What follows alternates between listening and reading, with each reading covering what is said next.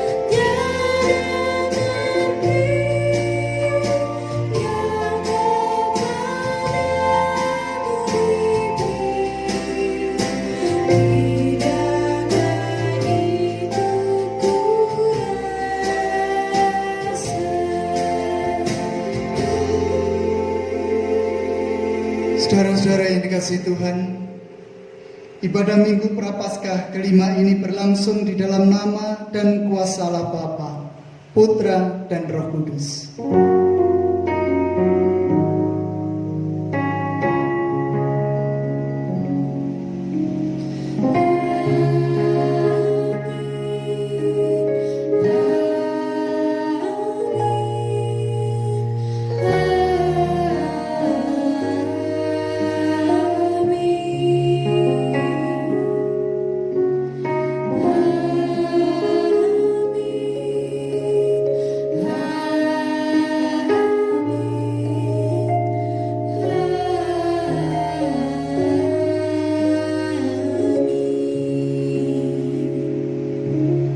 Tuhan beserta saudara, Kini dan selamanya. persilakan duduk kembali. Kehidupan manusia tidak terlepas dari berbagai macam penderitaan dan peristiwa duka.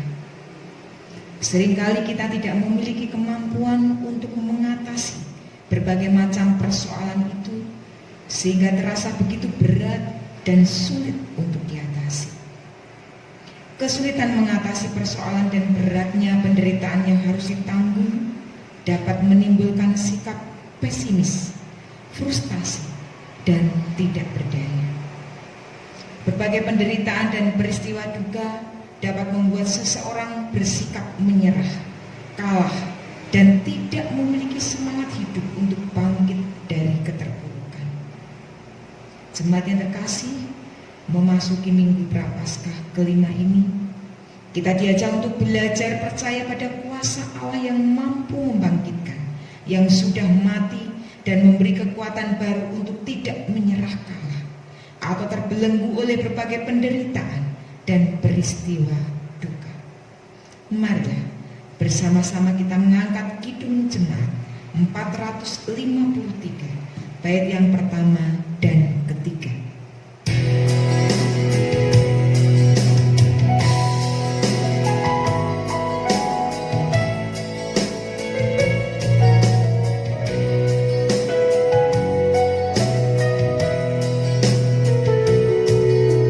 Yesus, kau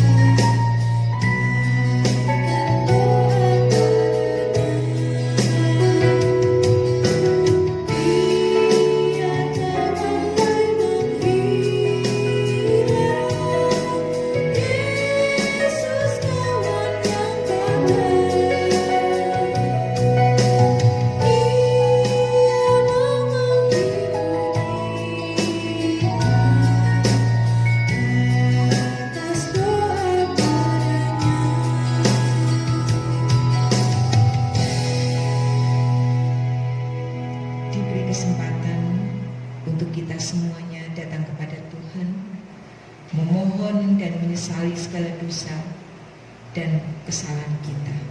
Saat teduh untuk saudara sekalian.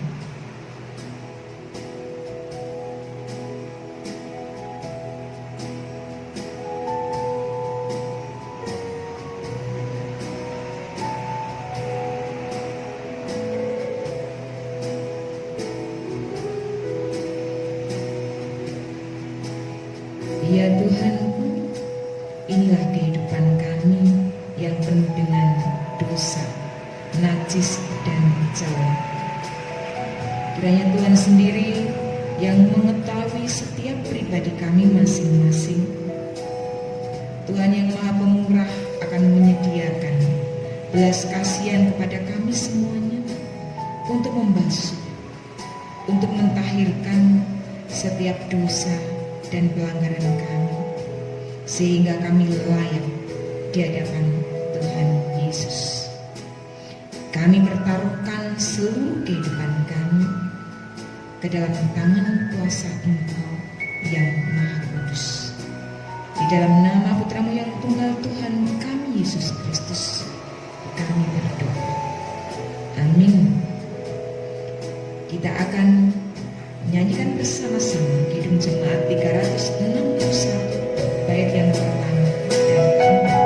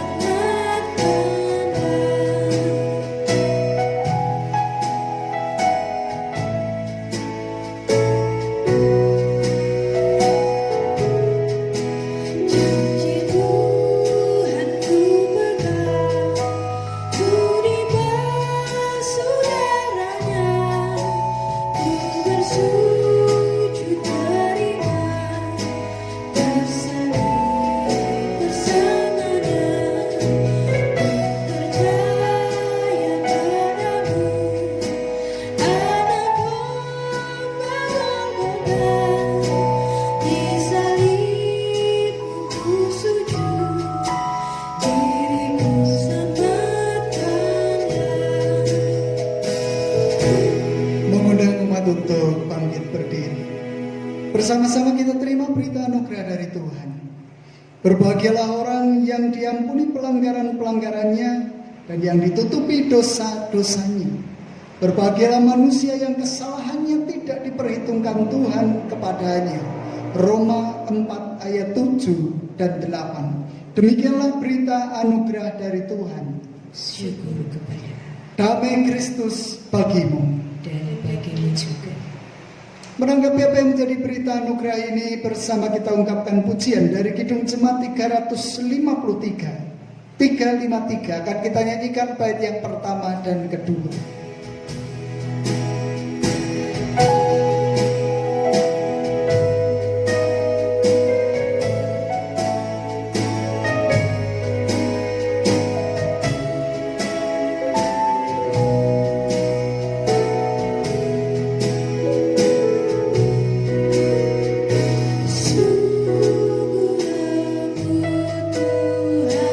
Yesus memanggil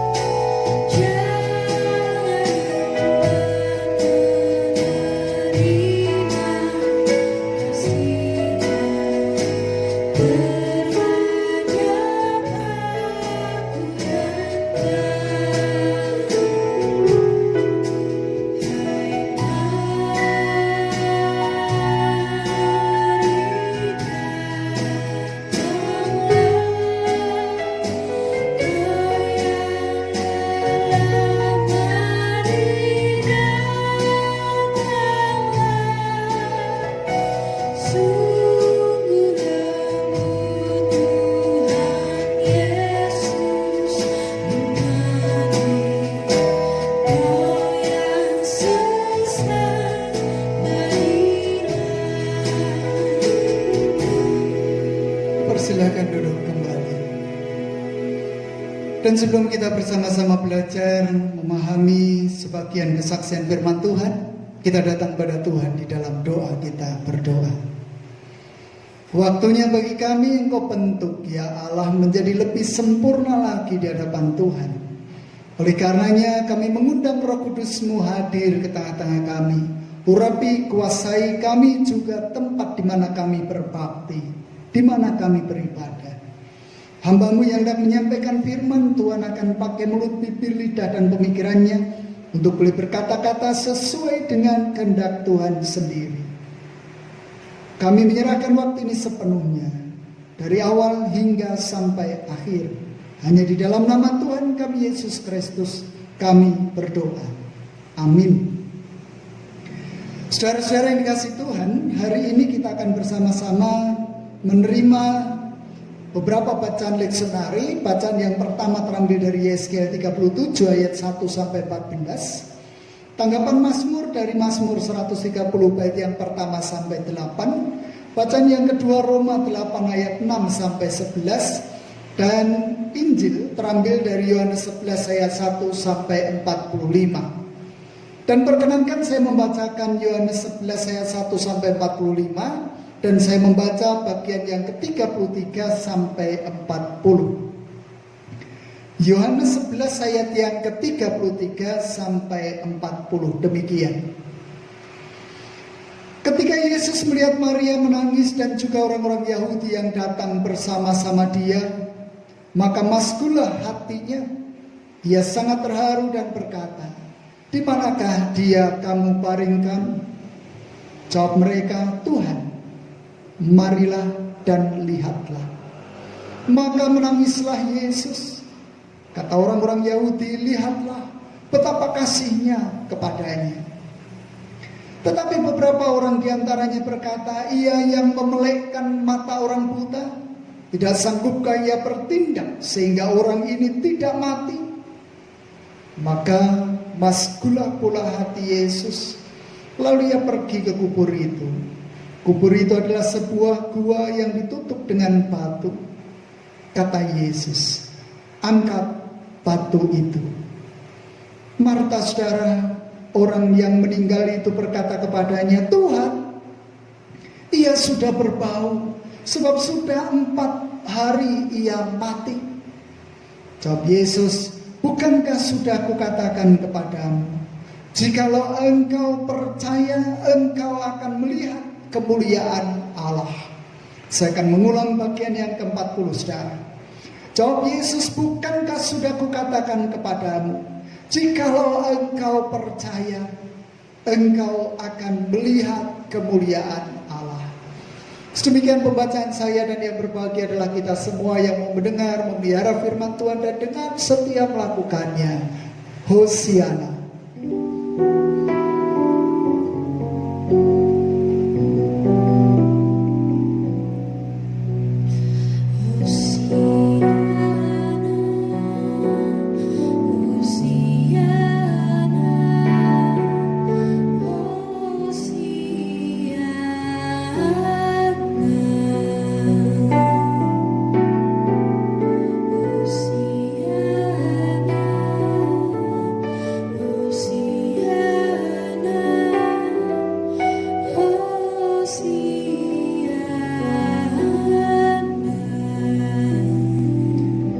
Selamat pagi Ibu, Bapak, dan saudara yang dikasihi Tuhan. Bagaimana kabar hari ini?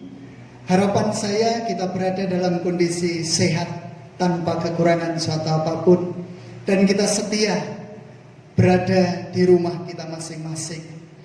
Bersyukur kalau minggu ini kita masih diberi kesempatan untuk bersama-sama berbakti, beribadah kepada Tuhan. Dan kita akan belajar bersama memahami akan kehendak-Nya. Tema yang boleh kita gumuli bersama, percaya yang membangkitkan. Percaya yang membangkitkan. Saudara yang dikasih Tuhan, nampaknya tidak ada orang di dunia ini satupun yang tidak pernah merasakan penderitaan. Tentu dengan porsinya masing-masing. Coba kita melihat ke dalam keluarga kita. Adakah penderitaan di sana? Adakah beban? Adakah duka cita yang pernah kita alami?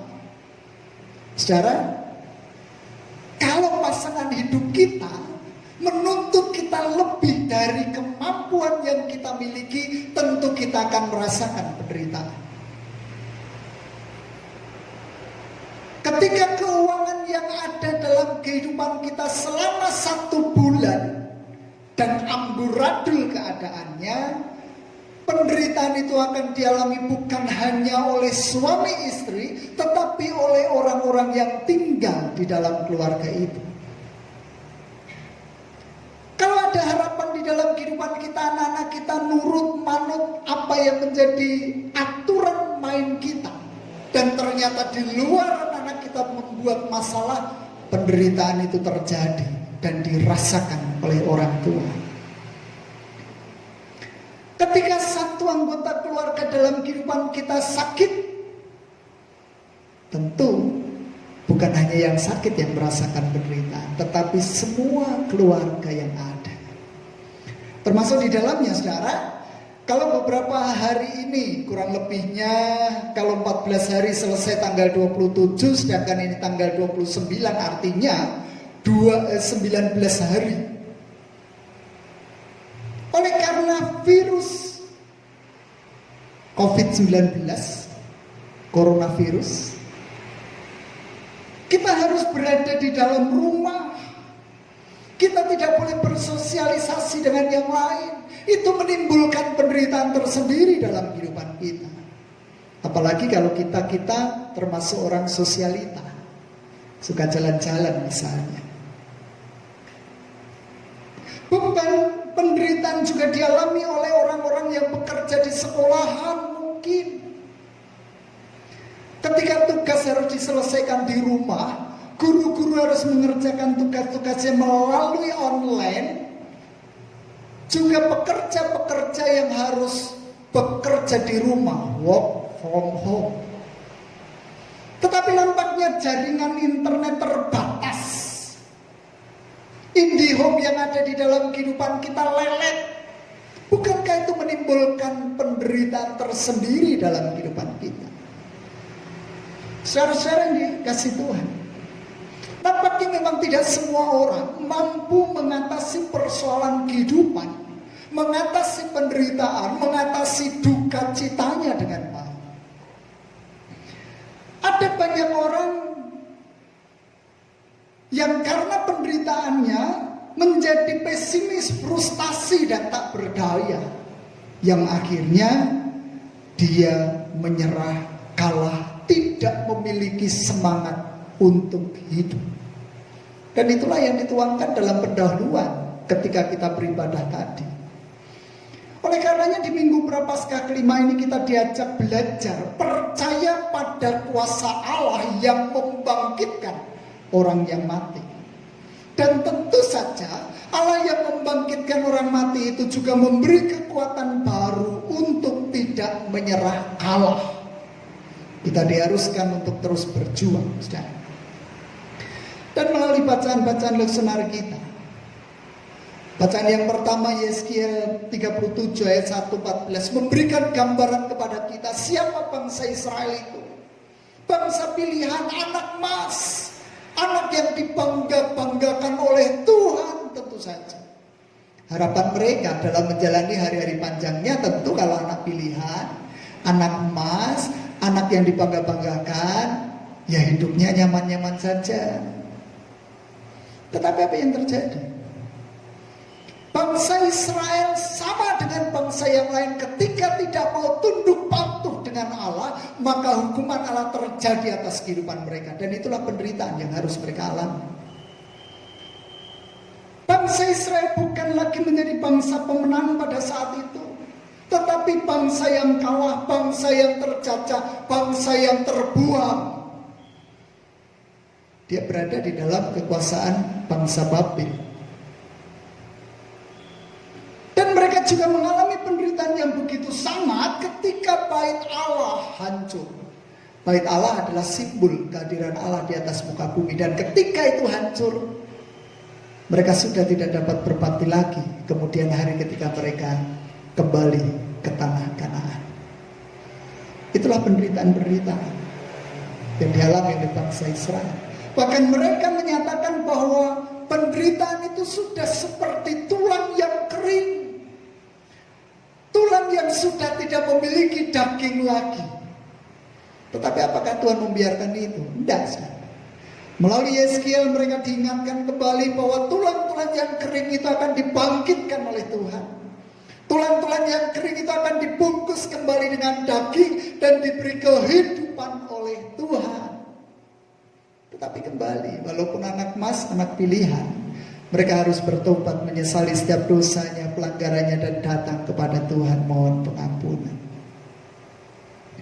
Demikian pula saat kita diajak untuk menggumuli Yohanes 11 ayat 1 sampai 45. Kita tahu bersama bahwa Yesus sosok yang begitu dekatnya dengan keluarga Marta, Maria, dan Lazarus. Pemikiran kita mungkin hampir sama.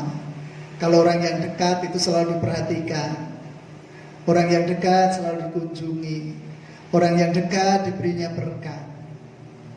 Tidak salah, saudara. Tetapi kenyataan yang harus dihadapi oleh Marta dan Maria, mereka sangat menyesal ketika Tuhan Yesus tidak hadir ketika Lazarus harus menderita sakit. Dalam kebudayaan orang Israel, laki-laki menjadi tulang punggung dalam kehidupan mereka. Ketika Lazarus sakit saja itu sudah menjadi penderitaan, mendatangkan penderitaan. Apalagi ketika Lazarus mati. Loh, orang yang begitu dekat dengan Yesus kok diabaikan, seolah-olah diabaikan, seolah-olah ditinggalkan, seolah-olah tidak diperhatikan. Itulah penderitaan mereka. Dan apakah memang itu yang dikehendaki oleh Yesus? Tidak, saudara. Coba kita perhatikan ungkapan-ungkapan yang ada di ayat-ayat yang telah saya bacakan. Bukankah di ayat 35 dikatakan menangislah Yesus? Di ayat 33 diulang di ayat yang ke-38 ada kata masgul di sana. Artinya Yesus menaruh empati kepada dua saudara ini, Marta dan Maria. Tuhan Yesus ingin berada pada posisi mereka merasakan penderitaan karena kehilangan orang yang sangat mereka kasihi. Dan bukan hanya itu, Tuhan Yesus menyatakan kehendaknya supaya kekuasaannya boleh dilihat oleh banyak orang. Pada saat diungkapkan di ayat 40, bukankah sudah kukatakan kepadamu, jikalau engkau percaya, engkau akan melihat kemuliaan Allah. Kembali, orang yang begitu dekat dengan Yesus itu tetap harus berada dalam koridor peraturan-peraturan dan kehendak Allah. Jikalau engkau percaya, kuncinya itu. Dan ketika Maria, Marta yang dekat Tuhan Yesus itu percaya kepada Tuhan, maka dia boleh melihat kemuliaan Allah. Walaupun Lazarus sudah 4 hari mati. Sepertinya, saya bukan ahli kesehatan, tapi ketika orang sudah mati kurang lebihnya 3 hari membusuk, dan konon kabarnya rusaklah semuanya. Kembali juga kepada ayat ini. Ketika orang-orang yang ada pada waktu itu percaya, terlebih Maria dan Marta percaya akan Tuhan, maka kemuliaan Allah dinyatakan. Lazarus yang sudah rusak, Lazarus yang sudah membusuk, akhirnya bangkit kembali. Saudaraku, bagaimana dengan kita? Apakah kita akan terpuruk? Apakah kita akan merasa ditinggalkan oleh Allah? Saudara-saudara, Tuhan akan terus menopang kehidupan kita. Di tengah-tengah penderitaan yang harus kita alami, kalau ini dikatakan sebagai sebuah penderitaan, percayalah bahwa Tuhan tidak di luar kendalinya. Tuhan mengerti ada kasus, ada permasalahan di Indonesia. Bukan hanya Indonesia, tetapi dunia. Dan oleh karenanya, percaya juga, ketika kita berjuang, ketika kita waspada, ketika kita percaya akan kuasa Allah, Allah akan bertindak. Ketika kita menyesali setiap dosa pelanggaran kita, ketika kita bertobat kepadanya, ketika kita menyerahkan hidup sepenuhnya kepada Tuhan, Tuhan akan menjamin kehidupan kita. Kemuliaan Allah akan kita lihat. Oleh karenanya jangan pernah kita dikuasai oleh penderitaan, kekhawatiran, kegalauan, keputusasaan. Karena bagaimanapun juga kadangkala dengan kasus ini kita lalu menjadi fobia COVID-19. Bahaya, saudara. Kalau kita sudah dikuasai semuanya, imun tubuh kita menurun, otak kita dipenuhi segala sesuatu yang negatif, sehingga kita sakit oleh karena pikiran-pikiran negatif kita. Ayo, ketika kita percaya Tuhan ada di tengah kasus COVID ini, maka Tuhan pula yang akan mengangkat COVID-19 di antara kita. Tepat pada waktunya. Kita terus berharap, kita terus berdoa, kita terus memuji nama Tuhan. Jangan pernah lelah. Ayo kita berjuang. Juga kita tidak mengabaikan apa yang sudah dirancang oleh pemerintahan kita. Sambil terus kita berharap, semoga tidak sampai 14 hari ke depan kita sudah mampu menyelesaikan ini dengan baik. Karena kita percaya Tuhan ada dan Tuhan berjuang bersama dengan kita. Ayo, bukan hanya saudara, bukan hanya saya, tetapi kita berjuang di dalam kasih setia Tuhan. Tuhan memberkati kita. Amin. Saat teduh untuk kita.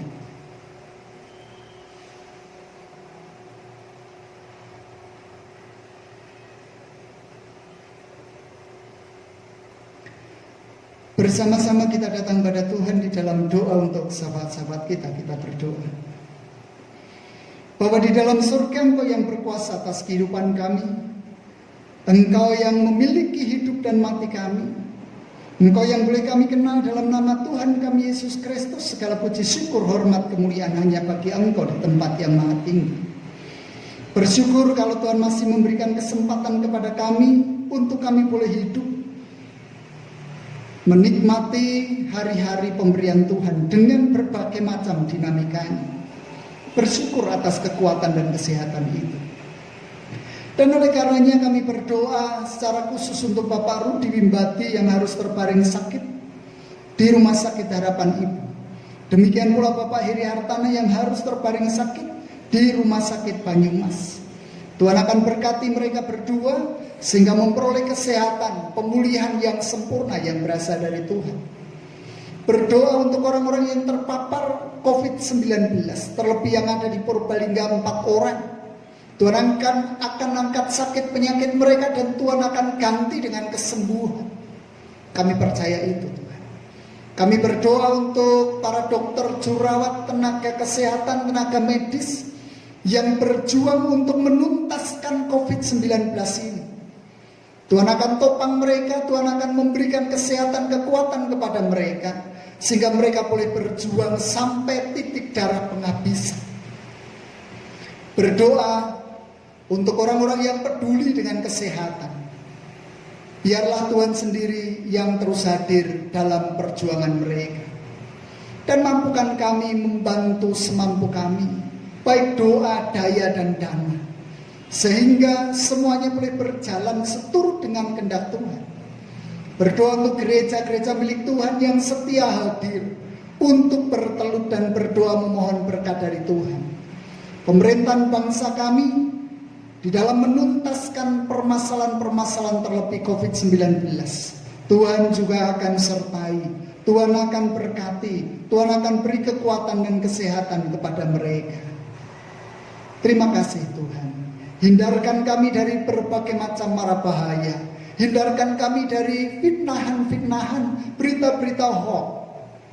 Mampukan kami mengendalikan diri dan menjernihkan situasi kondisi dengan bijaksana. Terima kasih Tuhan. Dan di tengah-tengah perhimpunan kami, biarlah Tuhan mendengar apa yang menjadi seruan pribadi kami.